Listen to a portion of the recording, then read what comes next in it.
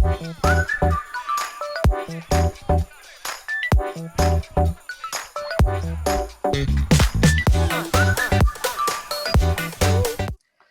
everyone. Thank you so much for joining us in Entrepreneurs Monday again. So together with us today, we have got Lee Hao from Accrete. He's a chartered accountant and very experienced in this domain itself.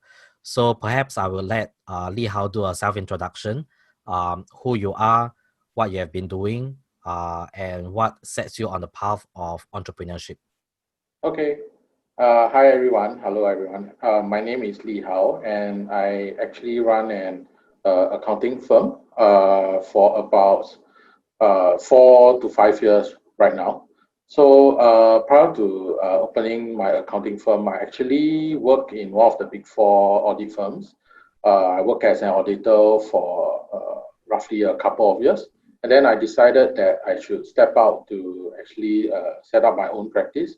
And the reason is because at that point of time I was still quite young, and because of the age advantage that I have, I feel that I can actually risk it all, and take the leap of faith to try my hands on entrepreneurship before I get too old and more commitments start kicking in. So that's the reason how I actually go about starting my own practice at that point of time.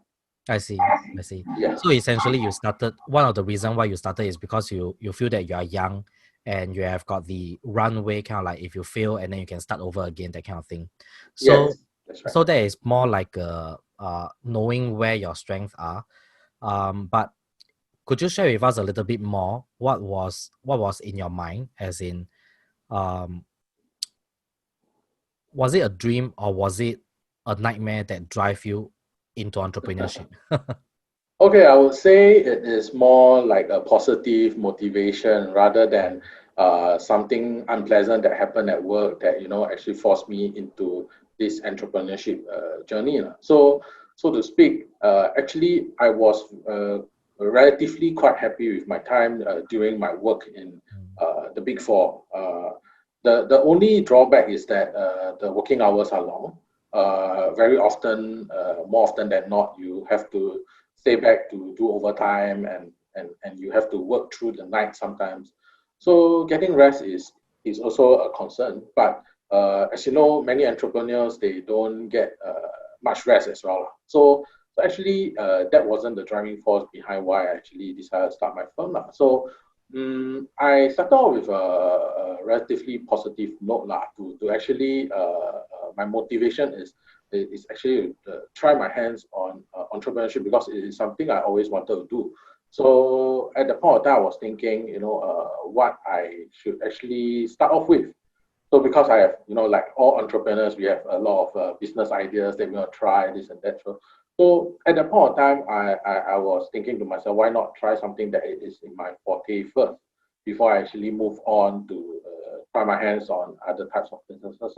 So yeah, so that is why I actually started off with accounting because accounting is something that I have been always been learning in school since the start, and then even coming out to work, all my working experience is also accounting based.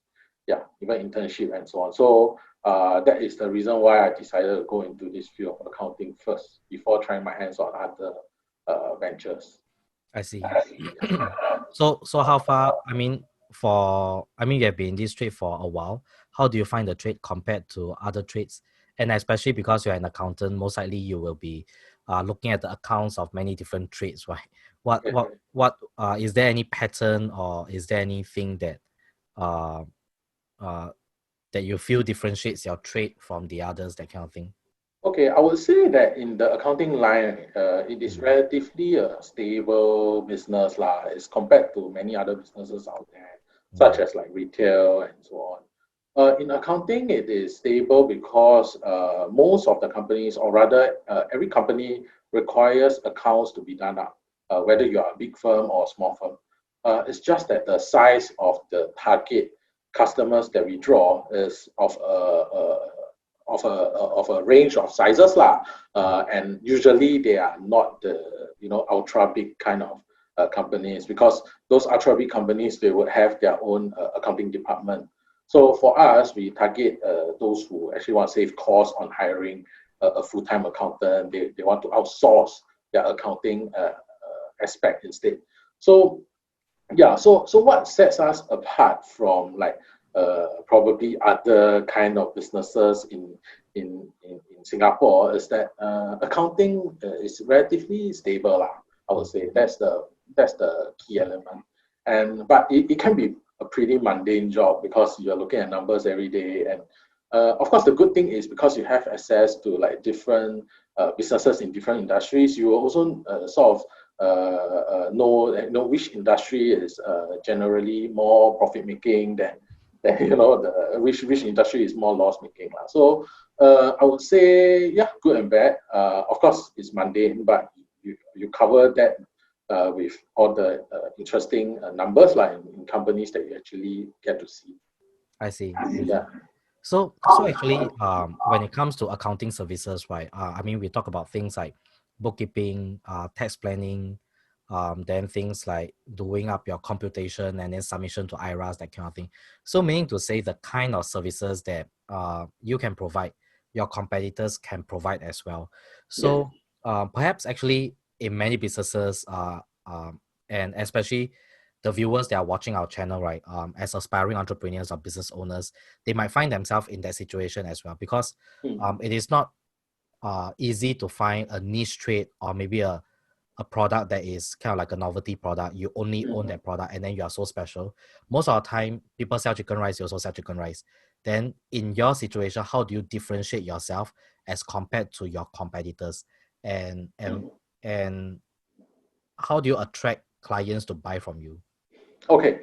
Okay, to start off, right, actually, because like I mentioned earlier, the pie of this accounting industry is very huge because most companies, and in fact, all companies require accounts to be done up. So a part of our pie that is the target customers that we obtain is quite a huge pie as well. So from there, the way we get customers from that pie to differentiate us from the rest of competitors, the main thing is actually the personal touch. And why do I say so? Is because when we actually engage with clients, when we actually communicate with clients, and we actually help them out with our services, we actually give them a sort of like a personal touch. Many of my clients eventually become personal friends of myself as well. So so we differentiate by that quality of work and relationship that we give to the client as compared, because a lot of firms out there, I mean, if you are the if you have set up a company before, you would probably receive a lot of those letters from advertising letters from those accounting firms, various accounting firms in Singapore to actually sort of like a cold lead kind of thing. But our customer base, they are mostly from warm leads, like from our current clients. They refer to their friends and so on. So so I think what sets us apart is that we try to give a personal touch and a personal relationship to the client. Any advice that they will need, we'll be readily available to advise them, be it on the phone or via email. Many of my clients, sometimes even when I'm on holiday, when I'm overseas, they just call me and then they request for certain advice, and I'll just advise them straight, and they realize that I'm overseas. They are very appreciative that I still pick up their call and give them the advice and all those. So it's more like the personal touch, I would say. Yes. So I think one of the thing about accounting is that sometimes when you engage an accountant, the way we work together is actually very mundane, right? I mean, we send emails and then we pass the documents to them, and you probably don't see the accountant on a regular basis. You don't get onto phone calls, that kind of thing. So you do it on a very different way, lah. So you try to communicate as much as you can. Yes, we do it like a whole package kind of thing. It's like more like a user experience more than just settling your day-to-day or your year-to-year filing necessity. So So we try to put it in a way where it comes in a whole package, like the client, sometimes when we are doing accounts for the client and we realize that, certain costs are too high, certain ways that we can actually try to advise the client to actually make more profits for a company, we will actually just without the client even coming to us to actually ask all this, we actually provide the advice to them. Hey, say your manpower cost is too high. Do you actually need to that high of a manpower cost to sustain your current business activity, that kind of thing. So so we are more proactive in that way lah. So that's why we try to build a personal relationship with the client. I see. Yeah. It seems like your strategy of that personal touch has created a pretty consistent flow of referral. Is that the case? Yes. Okay. So I would say that it is not as fast growing as if I were to go out and chase all the cold leads and then put myself in a position where we are providing this service and then we will try to get as many customers as possible. Of course, we wouldn't be as fast growing as those customers, but I would say that most of our customers are very satisfied with our service, and we have a very minimal turnover in the sense that very little of our customers actually walk away from us. And usually the reason that they walk away from us are reasons such as, they are being acquired by another company, and then the other company has their own set of accountants that actually work with them. So reasons like that. So usually our customers wouldn't leave on a bad taste lah. Wouldn't leave because we are doing a bad job and so on.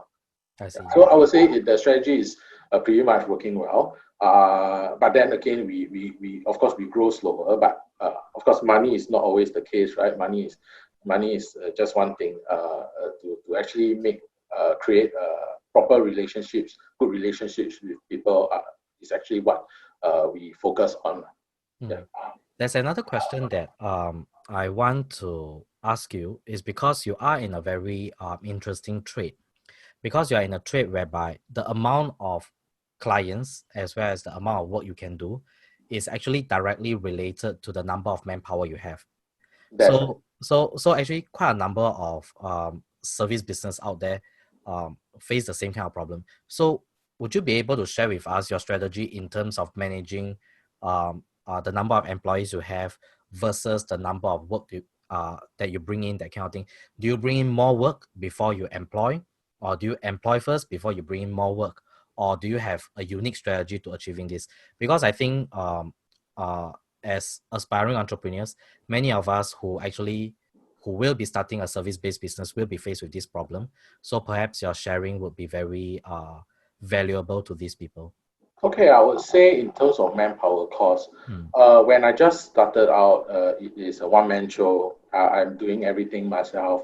And then when work gets more than what I can actually handle, I start to hire. So my advice is that because there's really no such easy way to actually get away from this lah. The fact that when we actually hire, it's a step cost.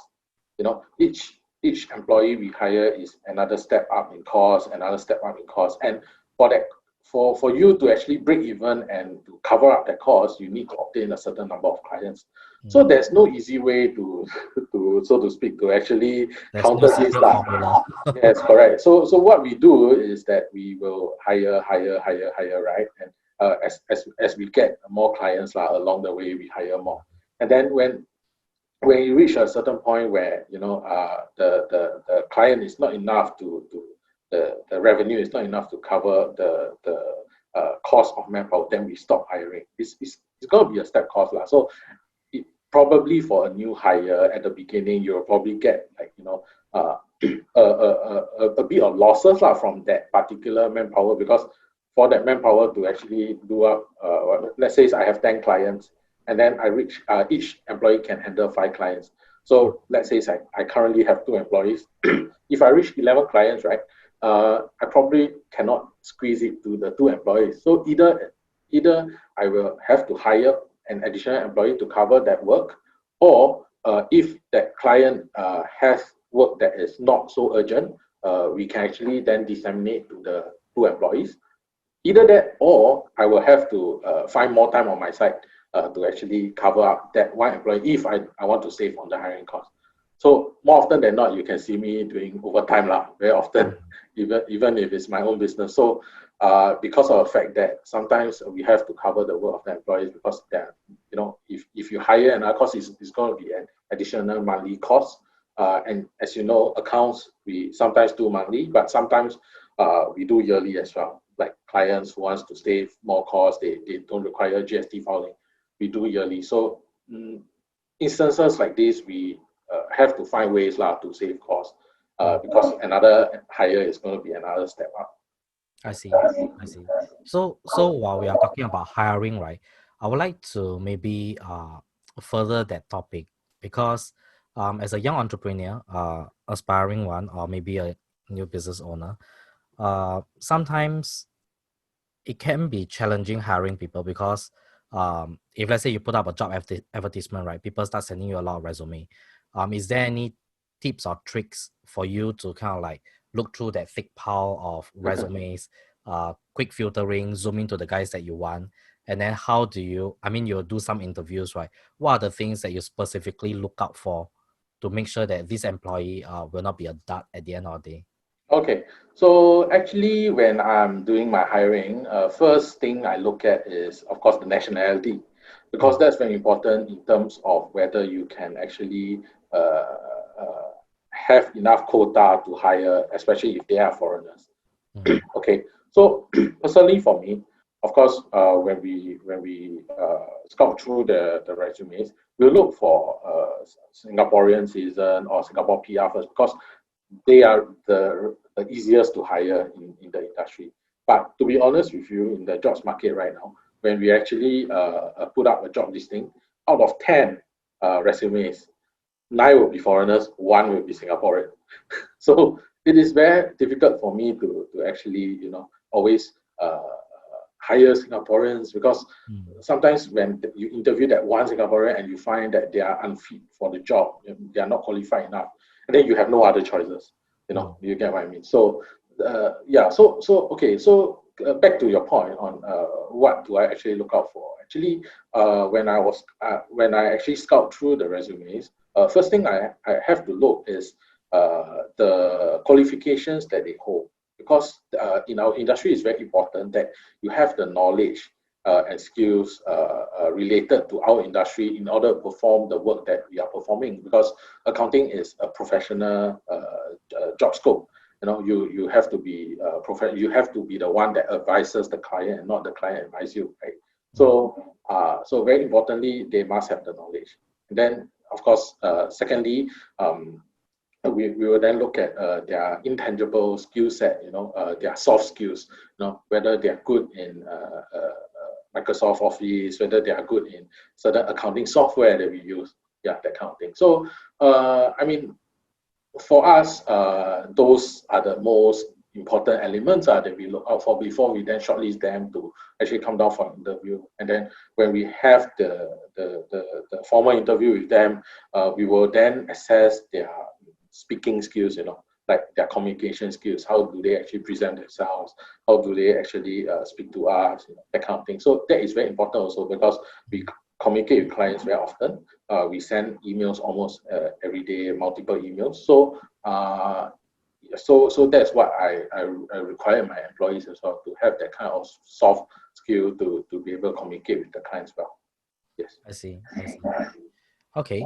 So I mean, it seems like you have it pretty much figured out already, and I believe by far you are already quite stable and you are enjoying some fruits from your labor already. But part of the thing that we would like to talk about is during this entire journey, right? Is there any period where you feel like, wow, sibei jialat one, super down, very challenging, don't know how to get over that period? Is there a moment in your business career that is like that? I would say there definitely is lah. There are times when I actually, especially at the start when I was just starting out, of course everybody some people are more luckier. They start from a base of customers, but for me, I start from ground zero, and then I start to build my clientele base from ground zero. So at the start, of course, when you are just starting out, you're finding continuously finding clients. It is not that easy to obtain that amount of clients to be able to sustain the business lah. So especially at the start, I struggled quite a lot. I even have to put in a lot of my personal funds into the business. All those salary that I actually accumulated from my time working as an employee, I actually burn them all, into the company to, just try to make it work.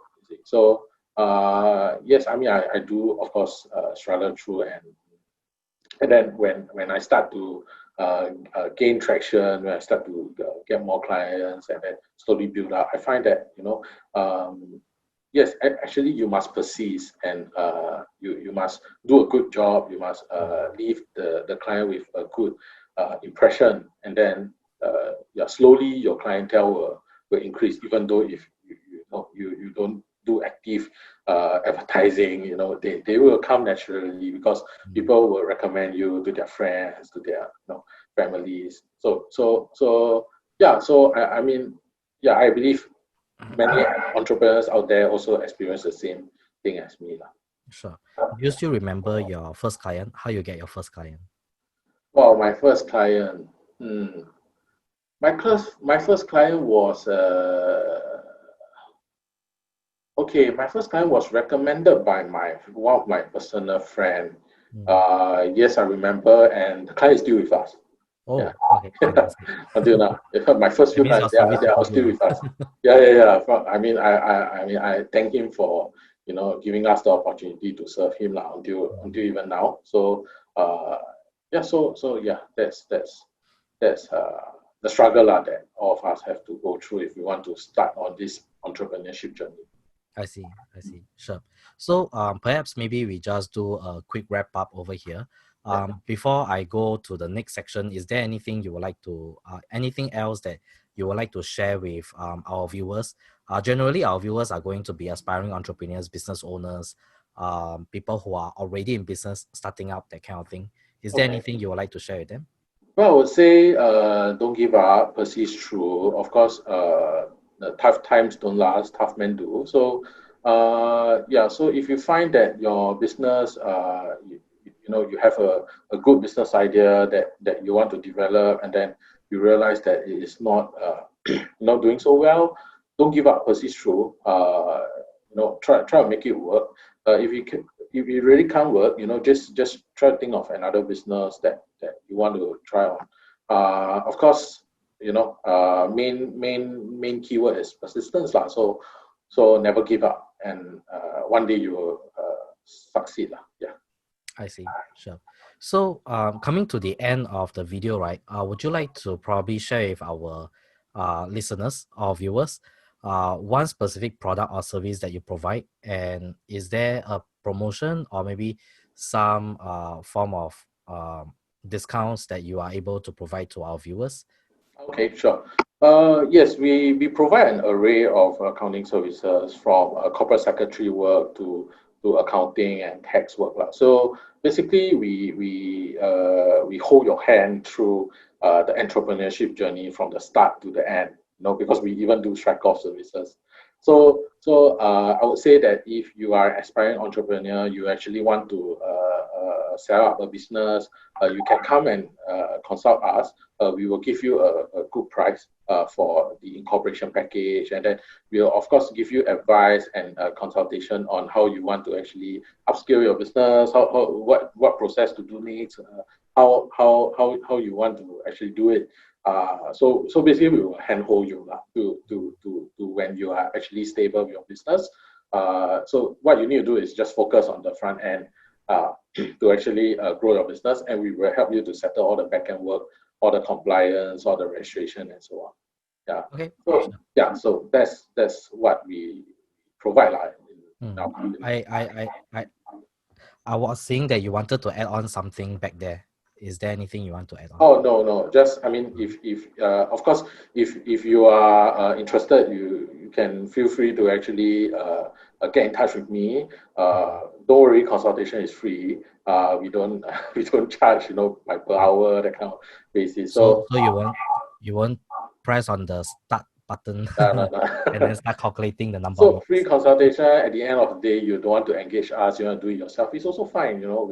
We are happy to actually advise you on what is necessary, what is the next step you have to do. And then maybe, in the future, why not? You sometimes you may be too focused on the front of your business, you need help at the back end, then that's where we come in.